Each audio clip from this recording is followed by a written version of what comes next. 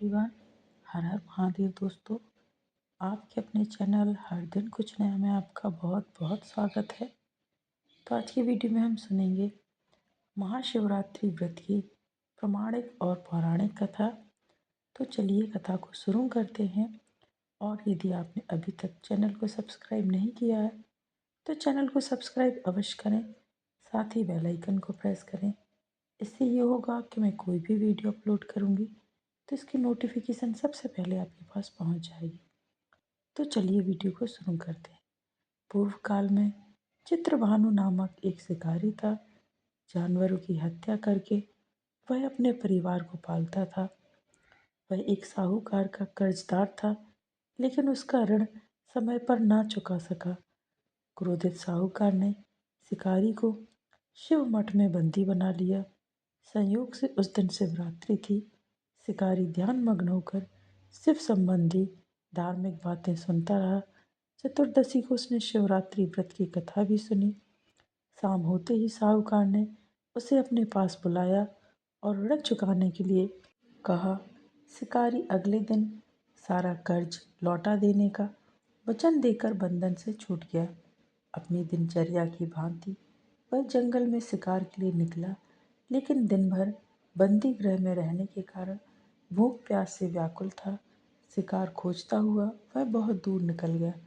जब अंधकार हो गया तो उसने विचार किया कि रात जंगल में ही बितानी पड़ेगी। वह वन एक तालाब के किनारे एक बेल के पेड़ पर चढ़कर रात बीतने का इंतजार करने लगा। बेल वृक्ष के नीचे शिवलिंग था जो बिल पत्रों से ढका हुआ था। शिकारी को उसका पता न चला। पड़ाव बनाते समय उसने जो टहनियाँ तोड़ी वे संयोग से शिवलिंग पर गिरती चली गईं। इस प्रकार दिन भर भूखे प्यासे शिकारी का व्रत भी हो गया और शिवलिंग पर बेलपत्र भी चढ़ गए। एक पहर रात्रि बीत जाने पर एक गर्भणी हिरणी तालाब पर पानी पीने पहुंची।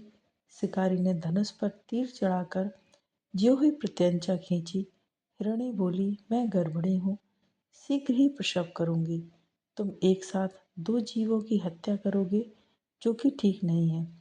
मैं बच्चे को जन्म देकर शीघ्र ही तुम्हारे समक्ष प्रस्तुत हो जाऊंगी, तब तुम मुझे मार लेना। शिकारी ने प्रत्यंचा ढीली कर दी और हिरणी जंगली झाड़ियों में लुप्त हो गई। प्रत्यंचा चढ़ाने तथा ढीली करने के वक्त कुछ बिलपत्र अनायास ही टूटकर शिवलिंग पर गिर गए।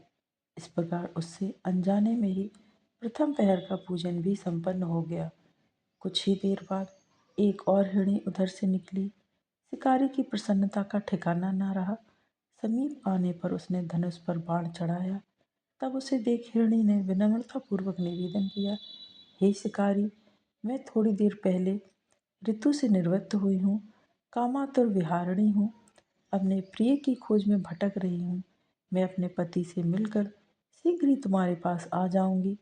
शिकारी ने उसे भी जाने दिया। दो बार शिकार को खोकर उसका माथा ठनका। वह चिंता में पड़ गया। रात्रि का आखिरी पहर बीत रहा था। इस बार भी धनुष से लगकर कुछ बेलपत्र शिवलिंग पर जा गिरे और दूसरे पहर का पूजन भी संपन्न हो गया। तभी एक अन्य हिरणी अपने बच्चों के साथ इधर उधर घूम रही थी। शिकारी के लिए वह स्वर्णिम अवसर था। उसने धनुष पर तीर चढ़ाने में देर नहीं लगाई। वह तीर छोड़ने ही वाला था। हिरणी बोली, हे शिकारी, मैं इन बच्चों को इनके पिता के हवाले करके लौट आऊंगी। इस समय मुझे मत मारो। शिकारी हंसा और बोला, सामने आए शिकार को छोड़ दूं? मैं ऐसा मूर्ख नहीं। इससे पहले मैं दो बार अपना शिकार खो चुका हूँ। मेरे बच्चे भूख प्यास से व्याकुल हो रहे होंगे। उत्तर में हिरणी ने फिर कहा, जैसे तुम्हें अपने बच्चों की ममता सता रही है, ठीक वैसे ही मुझे भी। हे शिकारी, मेरा विश्वास करो, मैं इन्हें इनके पिता के पास छोड़कर तुरंत लौटने की प्रतिज्ञा करती हूँ। हिरणी का दुख भरा स्वर सुनकर शिकारी को उस पर दया आ गई। उसने उस मृगी को भी जाने दिया।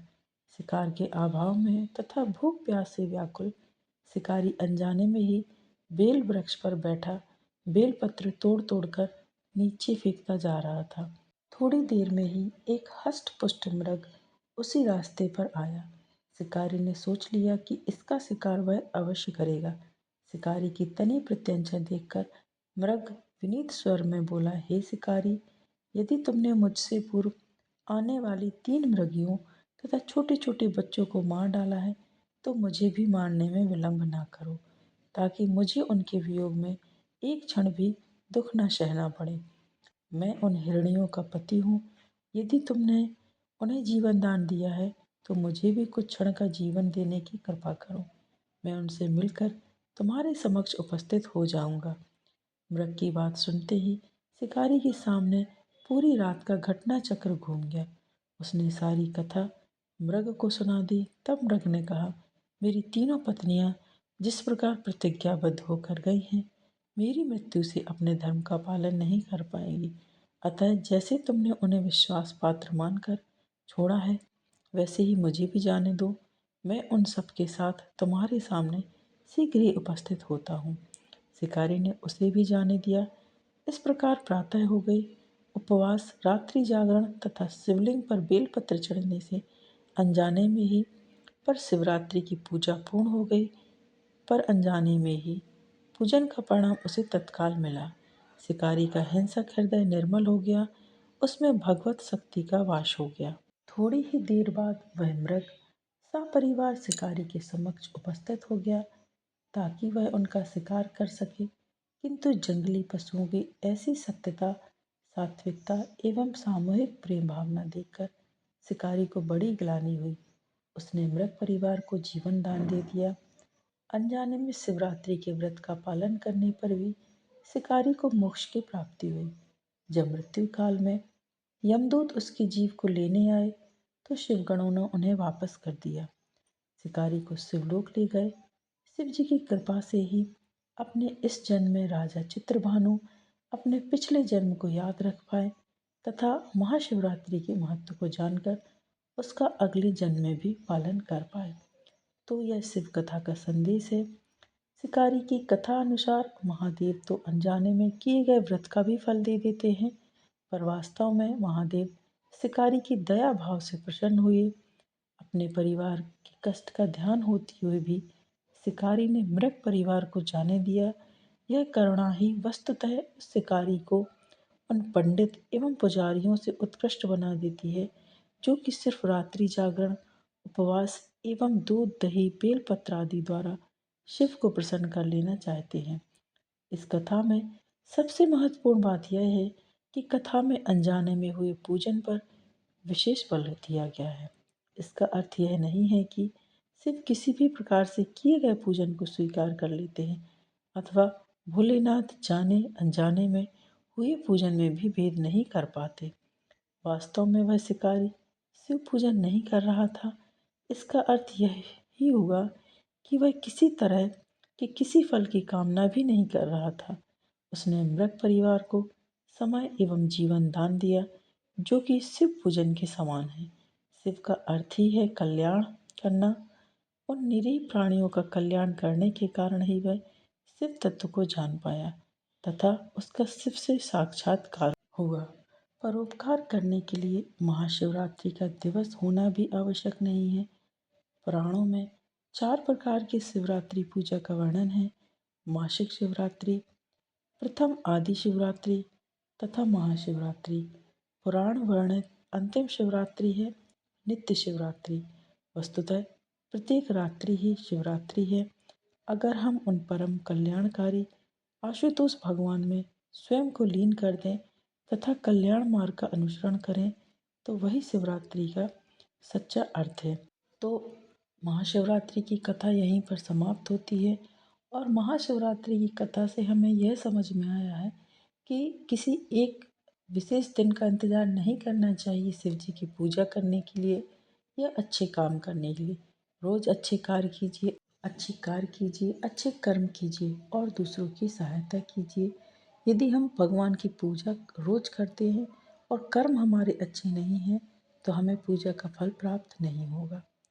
तो आज का वीडियो यदि आपको पसंद आया है दोस्तों, तो वीडियो को लाइक कीजिए, शेयर कीजिए अपने दोस्तों के साथ, अपने परिवारजनों के साथ, ताकि उन तक भी ये वीडियो पहुँचे और वो भी कथा का श्रवण कर सकें, कथा का लाभ ले सकें। और यदि आप चैनल पर नए हैं तो चैनल को सब्सक्राइब अवश्य ही कीजिए, साथ ही बेल आइकन को प्रेस कीजिए। आगामी व्रतों एवं त्योहारों की जानकारी के लिए चैनल पर बने रहें। मिलते हैं नेक्स्ट वीडियो में दोस्तों। हर हर महादेव। भोलेनाथ की कृपा आप पर और आपके पूरे परिवार पर बनी रहे, ऐसी मैं कामना करती हूँ।